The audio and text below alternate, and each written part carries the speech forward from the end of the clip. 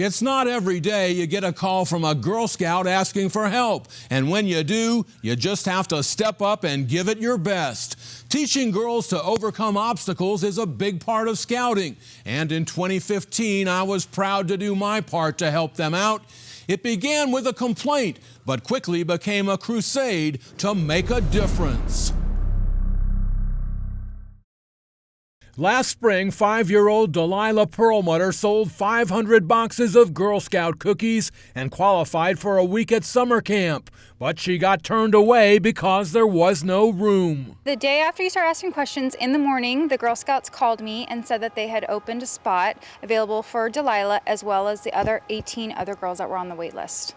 But it doesn't end there. This is why there was no room. One of the Girl Scout cabins in Balboa Park is falling apart, condemned. No one can use it. What a mess. So these two scouts started a campaign to raise money at the Scouts Urban Campout. They didn't have much luck until this officer shared a really great idea.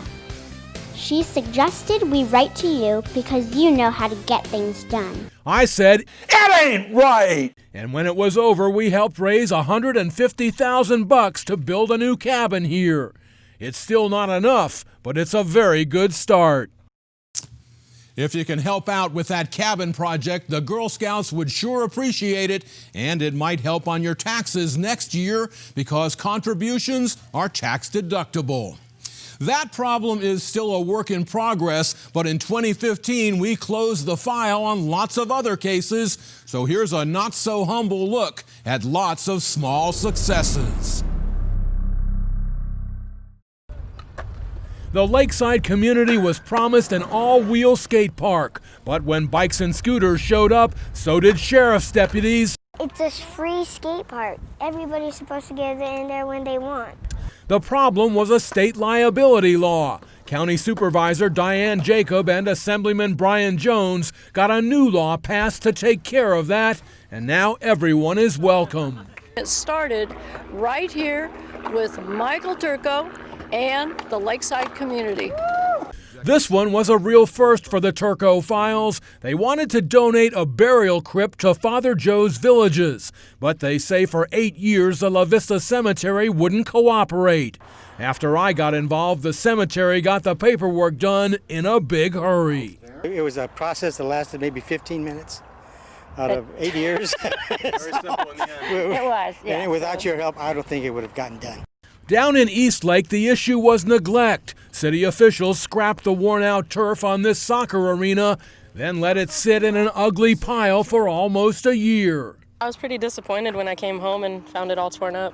After I exposed that problem, the city council took action. Just look at the arena now. Back in San Diego, this guy had a big problem with his water line. The city wanted him to dig up a freshly paved street to replace a perfectly good line installed years ago. Until this guy heard about it. It came to our attention through the Turko files, and I brought it to my team and I said, this doesn't really seem to make sense. Common sense is something we could use a lot more of here. Common sense is something I try to work on every day at City Hall. This Claremont story is one of my favorites. I showed you how a girls' softball league found their equipment locker emptied out by thieves. Mike Strode of Stadium Golf Center saw that report. When I was a kid and it rained in Missouri, we couldn't play, I cried. I mean, it was just like the end of the world. So I understand, I think, maybe how some of those gals feel. So Stadium Golf wrote a check to cover the cost of everything that was stolen. I cannot thank them enough, and our league is so appreciative. And they also had some kind words for KUSI's Turko files. We thank you, the girls thank you. All 300 of the girls thank you. So you're awesome. You rock. Now this one's really a trip. I saved it for last and wrote it at the last minute because I wanted it to be fresh. My favorite story of the year is actually the very first story I did in 2015. But it makes you realize that if we all stand strong and honor our past, this story is timeless. All we wanted to do is go see the picture. He's talking about the movie Unbroken, the true story of Olympic runner and World War II prisoner of war Louis Zamperini. who survived one of the world's worst prison camps in Japan.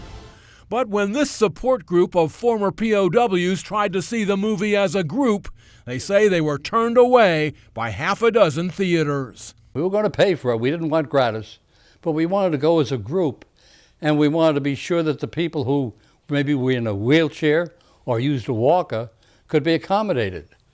And as soon as that was mentioned, it seemed to turn off, that they were not interested. But after my first report, UltraStar Cinemas arranged a private showing of the film and gave these vets the red carpet treatment with balloons, speeches, even a bagpipe honor guard. A big show of support to prove the sacrifices they made for their country will never be forgotten. They're heroes. I mean, they gave up part of their lives so that we could live in the greatest country in the world as free citizens. Amen to that. May God bless America, and Happy New Year, everybody. I'm Michael Turko, only on KUSI News.